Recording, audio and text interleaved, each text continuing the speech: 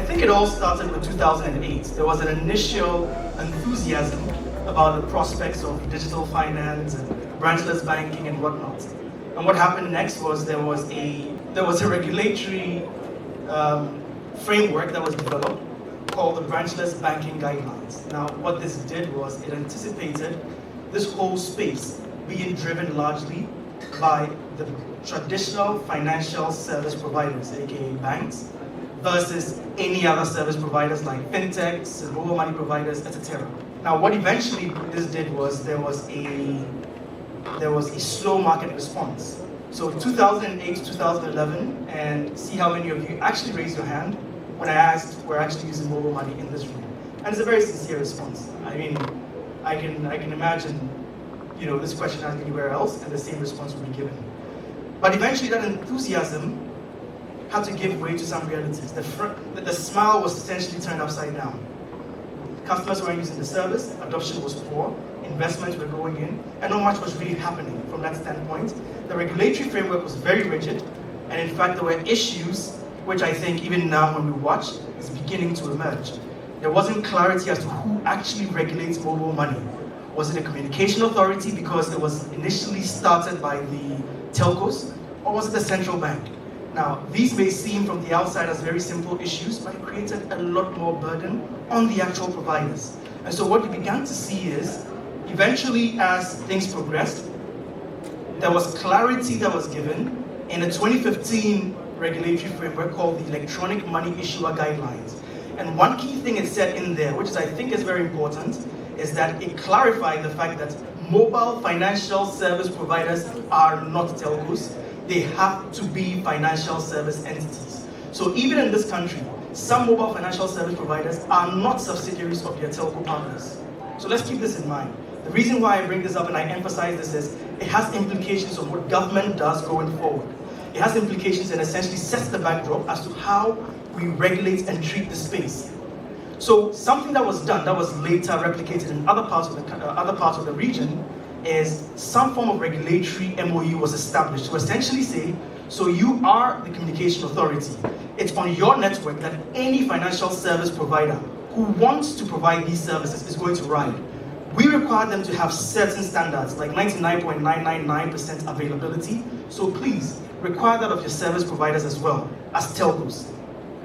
What this also clarified was that mobile financial service companies did not have to pay communications services tax because they were not communications companies. Please, this is one of the things that's going to be emerging again, so I would really like to just highlight what the history has been. I'm only telling the history. The other thing that happened is it also recognized the ability or the necessity for all these entities providing these services to be able to approach the central bank and be directly regulated by the central bank versus under another entity, either a formal financial service like a bank, etc. What it also did is require that banks are partnered, at least you have a certain number of partner banks who hold your float, and so no mobile financial service provider is holding onto your money directly. It's in the formal financial sector and is helping stabilize the economy and also being held safely. So those are just some background key things to remember. And then there was another thing that was beginning to emerge. There were certain entities that were either being ignored entirely or being called aggregators. Now, this absolutely did not represent who they were in essence. Today you're seeing the SlidePays, the ExpressPays, and all these amazing providers, the Zoomers and everybody else, and they had essentially been lumped up as aggregators. They were being handled as aggregators. That also was a bit of an issue. It did not fit into the actual reality on the ground. So there was a question about how some of these things that are usually talked about actually plays out on the ground. So eventually there was a move that the central bank took, again, which is in 2018, to introduce a regulatory framework which we're still hoping will be launched sometime this year, and it's called the Payment Systems and Services Bill. When passed, it becomes a regulation. From what I understand, it's been gazetted and it's going through Parliament. Hopefully it gets launched this year. But finally, the industry is being structured a lot clearer by function, by responsibility, and brings the necessary clarity to actually supervising this space. There are electronic money issuers which have two categories. You're either a dedicated electronic money issuer if you're a non-bank, i.e. Mobile money service providers like the Airtel, Tigos, the Voda Cash, and the MTN mobile monies. Then you have electronic money issuers like EcoBank, like any other bank that might go into mobile DFS type products and services, so like EcoBank. Then you would also have the fintech categories, and even in there are several classifications. And so what this does is it recognizes the reality on the ground and appropriately supervises all these individual categories. The reason why I'm doing this is to give you a backdrop as to what this conversation should be about. Because if you look at the headings, I have 2008 enthusiasm, which obviously there was a lot of celebration about how mobile money is going to suit the country, is going to do amazing things, and what happened? It was a dive. Everything fizzled out. Then there was a very painful journey that these operators had to take that eventually led to recalibration of what the business actually needed to look like, as well as what the industry needed to look like. And then now there is clarity as to where we are and how we need to regulate ourselves. So that along the way as well, let me acknowledge there have been some government efforts that have been really useful to this process. The National Financial Inclusion Strategy, the Country Diagnostic on Ghana, Financial Forum Africa, DFS policy, all these things are being looked at and considered by government that are really going to help move things forward. Now, just a bit of the background to the story in mobile money. So this is what it looked like and this is where it is. And today, I think we all have cause to be excited about the fact that if you look at the markets today, the markets that Ghana used to look up to, Tanzania, etc., now we're actually on par with them and catching up with some of these big markets. In fact, when it comes to Uganda, their recent, not attempt, but their recent stubborn approach to go into taxing mobile money without understanding the dynamics and how to appropriately do this actually yielded a very sharp decline in usage of mobile money. And so this data actually represents 2017 December as the last point of data collected, and that activity happened afterwards. And so next time they do this survey, I'm really wondering what the number would be for Uganda. There are a few things that the market actually needs today. Clearly we have moved on. The initial jostling about whose space is this, whose birthright this was, who's encroaching on whose space, why are they taking my business, it's done, it's settled. It's completely no longer a conversation. The way forward, there are only a few options. The first thing is either you decide as a player in the sector to compete. Go up against those who are being successful in the market, deliver very compelling services that address consumers' needs, and be successful as well. Compete. You have your own capabilities, go out there and make it happen. That's the first option. Then there's competition. So competition, I'll give you an example. For those of you who've seen One Link in Kenya, so a couple of banks came together, had their own interoperable approach to providing financial services, and they are competing on the market as well. That's collaborating to compete. That's what we mean by competition. And then the final one is partnerships. Sometimes you have to look at yourself strategically within the market and determine where you fit the best. You can't be everything to everyone. And so if you look at examples, I mean, there are several amazing examples around the world right now, but if you look at even the basic M-Swari example, look how quickly the partnership with Safaricom, what it did for their partner. So these are the things, I mean, we have some local examples with SlidePay and Stanbic and whatnot. These are the options that really exist for any provider, whether bank, telco, fintech. This is what you need to be thinking of. Like I said, the market has moved. There's a fourth option, which is usually not prescribed, but I call it confusion. There are several entities today who continue to complain, who continue to not participate and really take advantage of the benefits of having 190,000 agents scattered across this country, over 11 million mobile money customers, with whom, for whom you can provide financial services, either by competing, by providing, by partnerships, or any of these other options. This confusion usually reflects in a chaotic approach to delivering services on the market. I think it's inherent it's incumbent on all of us to really be clear as service providers as to where we stand and what we intend to do. But unfortunately, it is part of the journey that some providers will be quick enough to determine where they need to be and really take advantage of it, while others will be a bit behind. The other thing to highlight is the fact that actually we have a lot to be proud about. If you look at what Ghana is doing right now from a partnership standpoint, Jumo is partnered with MTN, they're doing quick loans. They recently announced their 1 millionth customer. The question is, how many service providers in this country have 1 million customers? How many of you know Jumo actually? See, very few people. They're partnered with AFB and EcoBank, and they're doing some amazing work. AFB now has the opportunity and the ability to do a lot more with them. 1 million customers. Then you have Yellow Safe from Fidelity Bank, an IT consortium who hitherto was considered an aggregator, but clearly are adding much more value than that. Then you have Move with Insano, you have Laundry Chief. I use this service and it was quite amazing. Laundry Chief and Interlink. There's a lot more you can mention. And there are several service providers out there who continue to partner to deliver some really great services. You're also seeing the development and the growth of several banking, mobile banking applications. There's a UMB Speed app, there's a EcoBank app. And all these are clearly indications that there is some understanding of where their opportunity is and how they go after it, and how they are very strategic about that. So this is a bit of the journey of Ghana. But the question is, where do we go next? Something was, I think it was the moderator on the last panel who said it's government's responsibility to build the infrastructure. And I agree with him so much about this. Here's why. This is what we're looking at as a connected market architecture for the rails for digital inclusion. First, you have the formal financial sector, the banking and financial service providers, who may or may not have the appetite to take certain risks and innovation. It's not, when something is not your forte, sometimes you have to be clear and sincere with yourself. Find the right partnerships and deliver the same services to satisfy your customers. The second thing is the fact that there is an amazing mobile money ecosystem that has been built, and it continues to grow. What are you doing to take advantage of it? Then there are three things that have to be provided by governments. First is interoperability, because it's very necessary that the whole market actually operates in a seamless fashion so that funds transferred between platform to platform are not happening with very terrible user experiences where it's terminating in cash and then going to be deposited again.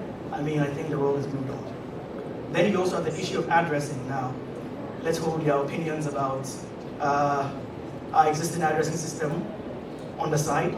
But the issue is, however we choose to address it, let's at least be serious enough to implement it, because it has great benefits to some of these providers who may be in a startup somewhere in the western part of the country or whatnot. It gives them that opportunity to adequately be able to help deliver their e-commerce service proposition. Then you have ID, national ID. I don't have my new Ghana national ID. I'm hoping to be able to get one. But look, today, every single one of you service providers is being required to have, to conduct KYC on customers. How confident are you, even after the passed KYC, the level of KYC checks you've done, how confident are you that you have the right person? I don't know, but rumor has it that things happen in several countries. You can easily get one ID. So today I'm Kwame Oppong. I could very easily be I can very easily be him. In some countries, I can very easily be Frank. This is the problem. It's a serious issue. When we talk about the need for government to know who is doing business with government, it's not just who's doing business with government, it's who's actually doing business. For money laundering issues, for fraud combating, all these are very important issues. Not even to talk about terrorism issues. So the ID system and an ID infrastructure is something that needs to be simplified and needs to be harnessed. I'm looking forward to a day where this national ID becomes the only ID we hold. So all the other functions that need to occur, you can do it by just being accredited to conduct that. So if I'm a driver, it should be endorsed on my ID, or it should be indicated somehow that I have the authority to operate a vehicle. If I'm allowed to vote and I'm registered with the Electoral Commission, I shouldn't have to hold another card. That nationally assigned ID by the only agency that apparently is mandated to credential and to identify and credential a Ghanaian, that ID that I'm given allows me to go out there and vote for whoever I want to vote for. In the same way, if I have to go to a hospital and I have health insurance, that ID should only be proof of the fact that I am Kwame Oppong, and in fact, I may have insurance with whatever service provider. It simplifies things. And I think this kind of simplification is what adds that underlying support that we need for our fintechs to really change this market. If you look at the structure of all of this, you will begin to determine or detect a pattern. Where the most innovation will come from is unlikely to come from the interoperability provider or potentially even the mobile money provider. Where the high-end, cutting-edge stuff is going to be that resolves our problems and our dreams and aspirations is going to be within the fintech space. So the question is, how are we really working towards such a connected market architecture to deliver the innovation that we want as a market? This is the opportunity before us. The first phases have been done. It has been achieved. The question is, how do we really organize ourselves to achieve this? Thank you very much. I hope I managed to provoke a few of you and also make a few of you excited. My name is Kwame. Thank you so much, Kwame. You can actually take a seat since you're part of the next panel. And ladies and gentlemen, this leads us into the FinTech panel. Kwame and the previous panels have made it very clear that the infrastructure exists now. And now I want to have a conversation with these gentlemen. We did try to get a lady, it didn't work out, but with these gentlemen on some of the applications or some of the innovations that we can begin to aspire to on top of all this great architecture that has been laid out, infrastructure. So what we're going to talk about is a Cash-Lite society. Let me ask this question. Can you all very quickly, in the next 5 seconds, look in your pocket and count how much money you have? I don't see people moving. I know we're not that broke. Cash-Lite has been kind of described as trying to push cash to the edge of the digital realm, trying to do more transactions digitally than using paper money. I'm going to have each one of you introduce yourselves very briefly, but also share with us what's your definition of Cash-Lite, or what's your vision of Cash-Lite? And Derrydean, we can start with you and then come down. My name is Derrydean Dadzie, and I love tech, and I like the business of tech. So you can put me in a category that you think pleases you. So when we talk about Cash-Lite, what I see is, like you alluded to, a society where cash is less of a matter in terms of its utilization in exchanging value, but having a society where we can exchange value without cash, as in paper cash, right? But we have different instruments. It could be electronic or even a created value based on an era, that will enable us exchange value. And value could mean a good, a product or service or anything like that. And I see us approaching such a phase in our journey as a nation or as a society, especially with the emergence of tech. And what I see happening because of the different dynamics of tech is we're going to have a society where we don't even think to pay. Payment is going to happen because it has to happen. And people are going to get value because they are due value.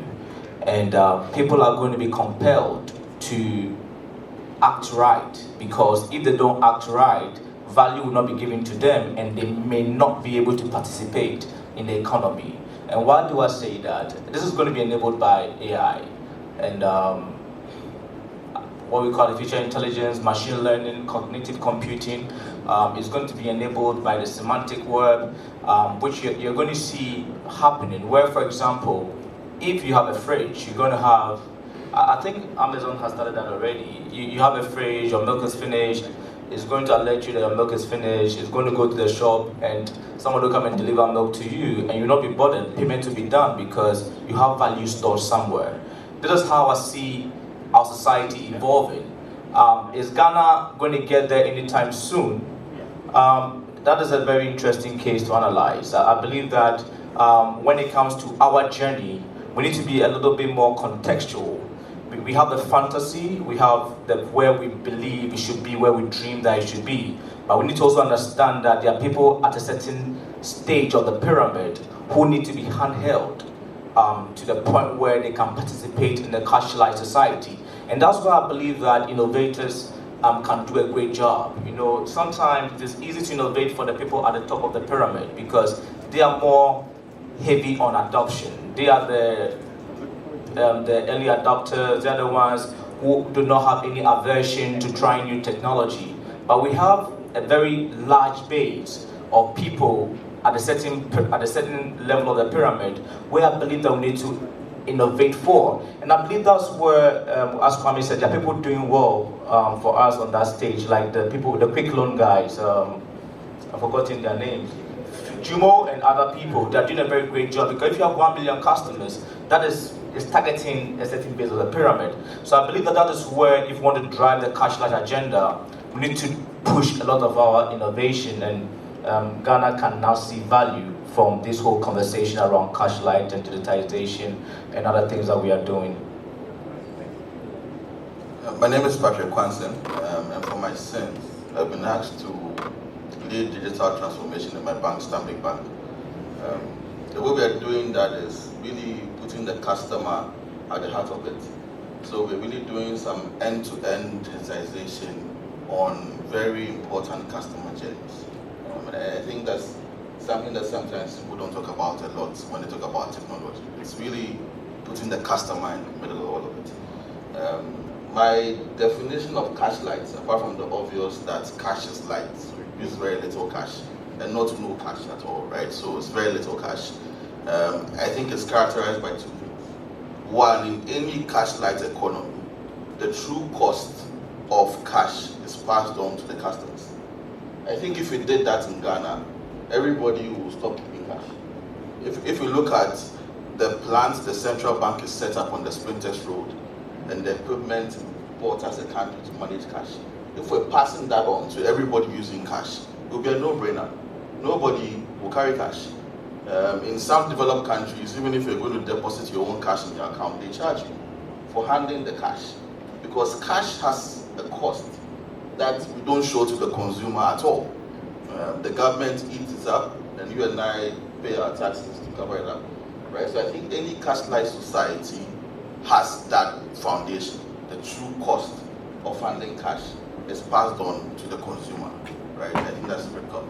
The other second thing for me in any Cash-Lite environment is that payment itself is not an end, right? It's like nobody wakes up in the morning saying, oh, I need to pay for my passport forms. You wake up in the morning thinking, I need to renew my passport, right? Payment in itself is not an end. Every Cash-Lite society is so intricately woven that the payment happens through some intelligence where the person doesn't necessarily have to think about paying. So for example, if we advance past your digital ID such that every time you put in your digital ID to buy, say, a passport form, your debit card is automatically debited and a notification sent to you, that then moves you to a Cash-Lite. Because payment itself is not a thing that anybody wakes up in the morning saying, I'm going to do payment, right? It happens in you living out your lifestyle. And if we can wave it through things like AI, robotics, such that payment itself is not an end, then we are transitioning ever closer to the Cash-Lite economy. I'm Abdul Mufai. I'm the senior manager in charge of commercial. When David started, David asked how many of us don't have cash. And really, that's really where we want to get to, the cashless society. But we also recognize the fact that in an economy which is cash-based, you cannot move people straight to cashless. So there is some work that has to be done to move away people from cash dominating to digital currency. So you want to look at people. If people are buying insurance with cash, how can we enable that digitally? If people are buying pension with cash, how can you move that digitally? If people are paying for goods and services, how can you move that into cash? That's really where you want to get to. That's why for us at MTN, we try to look at all these various use cases of cash and try to see how can we bring all these services. So if people are paying their bills, if people are transferring money, how can we move all that to the mobile? And at the back of it is also look at the kind of innovation that the fintech companies can bring. That's why we go into partnerships, the likes of the Jumo, the likes of the Yellow Save, and so many other products that is on the platform, just to make it possible for people to make use of digital instead of cash. And today we are moving towards payments. And really, if you want to move towards cashless society, today, when you wake up, what do you do with cash? You take transportation, you buy water, you buy food, you buy various goods and services. How can we move that into a digital economy, whereby for everything that you do, you think about digital payment first, before you think about using cash? As Patrick mentioned, yes, there's a huge cost for cash. Today, central banks, if they tell you the amount of money that they spend in printing cash, you'll be amazed. And that's why we need that backing from that regulator, from the government, to be able to make sure cash is very expensive. Because once you make cash very expensive, then that's where you can get the economy to move towards a cashless society. Thank you.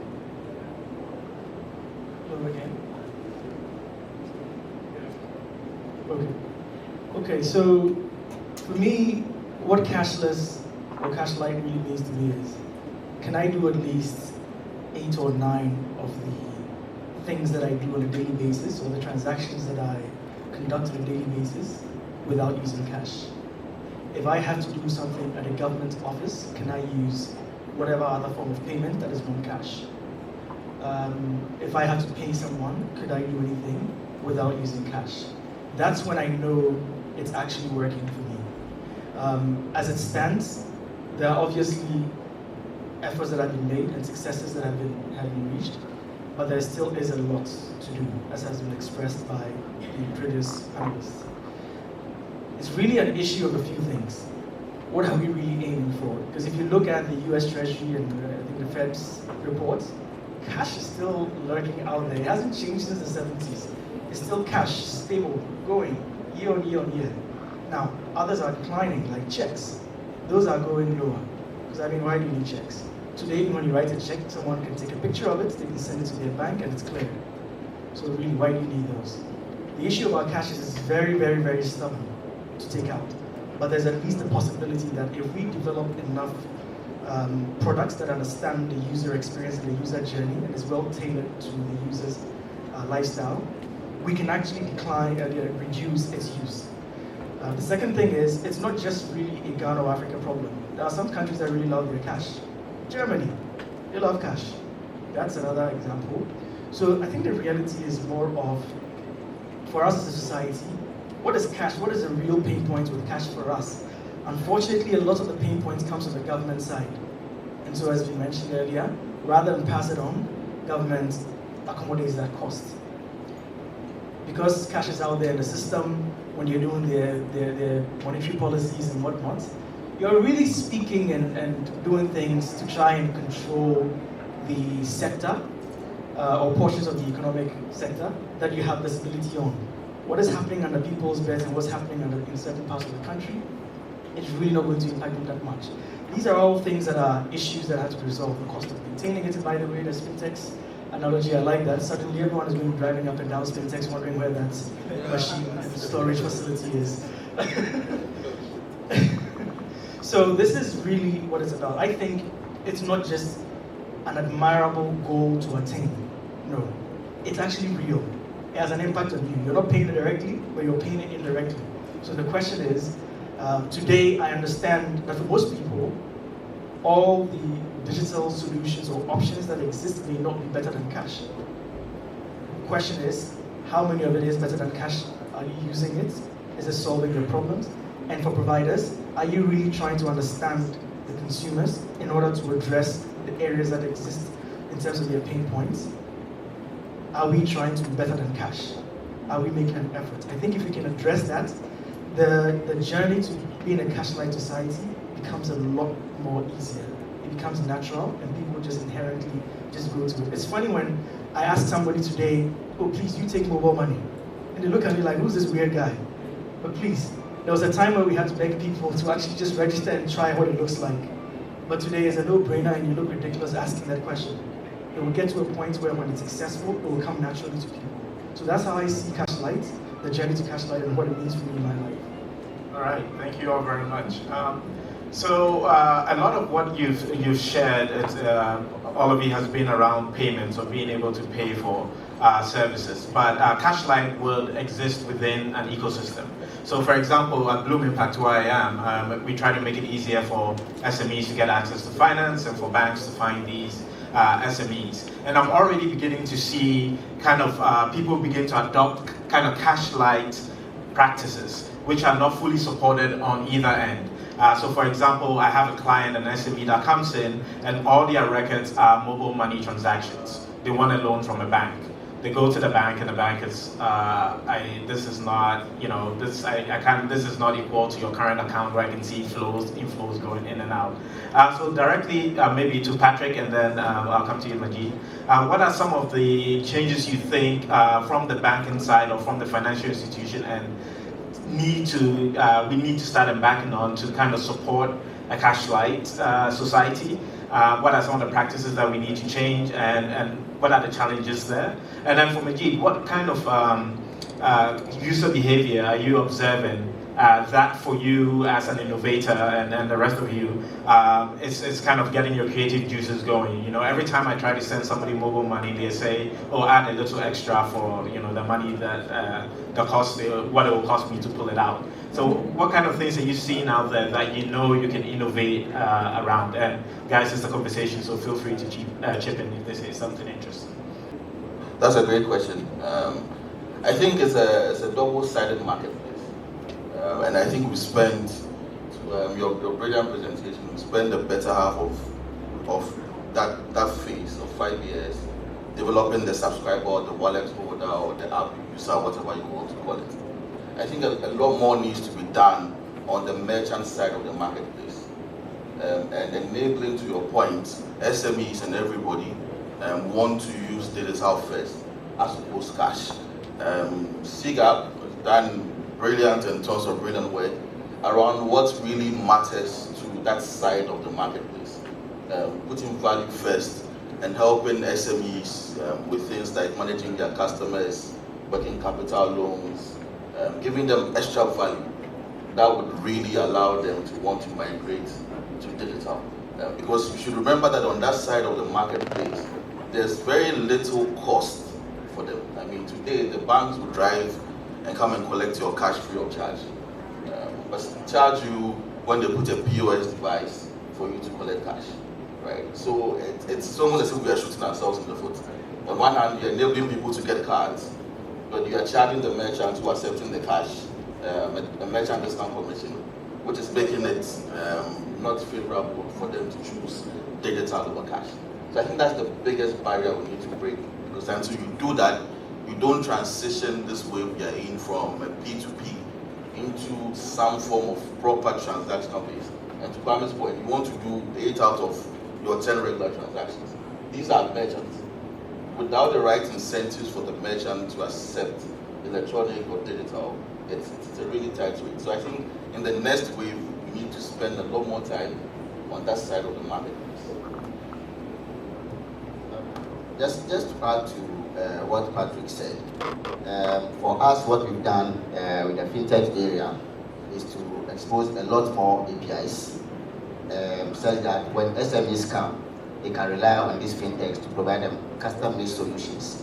And for us, we are moving towards an area of an open API, where you can just expose APIs on a website where any fintech can go, or anybody who wants to make use of payment platform can just go, just be able to have an interface with that API, be able to test whatever it is at the API level, interact with that digitally, and then all these are enabled for them. So this is an area that we are moving into And I'm just very happy to announce by January this will be available on MobileMoney, where you can have an open API where you can do all these transactions. So, and for other use cases we've seen so far, we see a lot more people who are receiving money and they are cashing out. So that's a lot of the transactions that we've seen. People receive international remittance, they are cashing out. You send money to somebody, they are cashing out. So we have to sit back and say, okay, so when these people cash out this money, what do they use this money for? So if the people is going to cash out very expensive and be able to go and do something that he wants to do, maybe he wants to buy food, he wants to buy any other things that you can think of, how can we make a merchant network available? So today we are moving into an era of QR codes where people, instead of withdrawing this cash, you can go to any merchant outlets. Today we have over 80,000 merchant outlets that we are deploying QR codes. So that's an area that we are moving into. So instead of people cashing out, which is very expensive, that you can pay at a very minimal cost. So that's really an area that we are moving into. Excellent. Very, very excited about that. Derrydean, open APIs, open data. You have a comment on that, but can you tie that into financial inclusion? You already hinted at it. How do we make sure that these kind of Cash-Lite opportunities are available for everybody, right from the bottom of the pyramid to the top? Right. The open API ideas, the open standards, these are all very brilliant ideas, right? But one of the key things is trying to now figure out what other use cases are there apart from payment. So we realize that most fintechs actually drive a lot of the strategy around payment, money transfer, bills, and now loans. The key question we need to ask ourselves is what other use cases are there? So we need to start uncovering the other use cases. The use cases around decision point, right? People have to make decisions. Before I make a payment, people have to make decisions. Can you build platforms, frameworks that makes it easier for people to make decisions? So Bloom Impact, right? They are building an infrastructure that enables financial service providers and provide loans to customers. That platform is making a bank or a savings and loans or a microfinance make a decision. That is a part of the ecosystem. So the key question is, how do we unlock the other value adds so that we can now bring a lot more people into the financial landscape? So we can't talk about financial inclusion without figuring out the decision point. At what point do people make decisions? Why are people going for the loans? Why are people paying? Through that, the why journey, are there ways and means that we can make their lives simpler utilizing tech? And I believe that is where a lot of the fintechs and a lot of the tech companies should be looking at. The other point is, if we want to drive financial inclusion, we need to make the ecosystem a little bit more democratic. One of the key things that we need to shy away from is making single service providers owning certain service point in the ecosystem. Like one company processing passport for everybody. It doesn't make sense. We need to be able to put together frameworks that will enable anybody who meets certain criteria to be able to play, and then put the power in the customer's hands for them to be able to choose based on the kind of experiences that they are getting from their service providers. We need to actually move away from this empowering just one company, to be able to do things. That is the other thing that we need to do to drive more participation, to stimulate more innovation, and to be able to provide better experiences for the customers.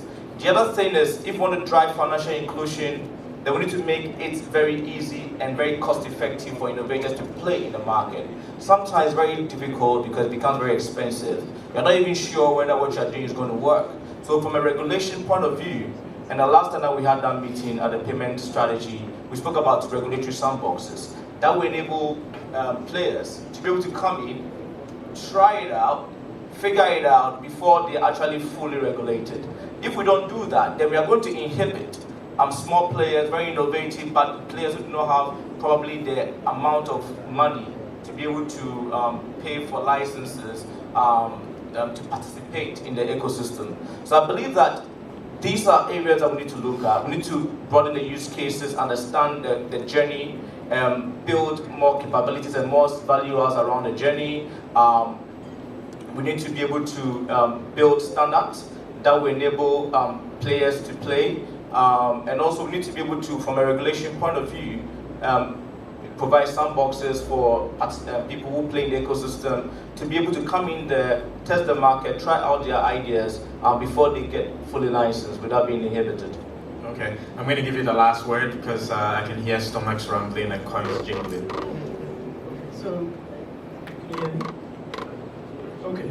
So to the point about how to actually get providers to change their approaches for these things, particularly banks accepting the mobile money records of a customer. These things, you can't force it. That's what I've observed. It makes sense, and it may make sense to you and I, but you cannot force the market to move. I believe what works is demonstrated. When it's proven, they come after you. So today, I think somewhere last year, the banking sector's NPLs were upwards of 20% and remain somewhere in the 20%. Go and ask the digital credit providers who are just used, they don't know you, they've never seen you, but know you very well enough that they can actually lend to you and you are 99.9% certain to pay them back and everybody walks away happy. So the question is, at some point, when that system is proven and everyone is comfortable enough, what do you think happens? The markets will move. And finally, to the point about sandboxes, the flip side of that as well is I've seen the frustration of smaller players trying to really get certified or authorized by a regulator to do something. Going through that sandbox gives the regulator as well some confidence of the nature of your service, its safety, etc., in order for them to also accelerate the process of certifying you or authorizing you to go out there and provide your service. Because running a fintech is not easy. I have a lot of friends in that space. I salute them. It is not a joke. They've taken a risk, it's a lifelong risk, and they've taken a chance. And I think supporting our government and regulators and whatnot to put some of this infrastructure in place is very important. I think those are the things that will really change the market, the right kind of infrastructure will change the market. And in terms of the commercial space, if no one is willing to support you, no one is making it happen, go out there and do it. When it's working, everyone is going to come after you. So that's just my thoughts on how we can get things moving. Thank you. All right, thank you very much, gentlemen, and thank you, audience. Unfortunately, we don't have time for questions, but my challenge for you is try and go cashless where we don't pay with anything using cash. Use mobile money, use your wallet, walk that extra 100 meters to to go get mobile money, or sign up your Wachi seller so that you can pay them with mobile money and experience it, because that's the other way in which we can get sort of the network effects in terms of being able to move the whole community at once. Thank you very much. We're all going to be around, so if you have questions about our individual businesses or about the idea of Cash-Lite and what it involves, especially beyond payments, do let us know. Thank you. Thank you so much. Thank you for our entire panel.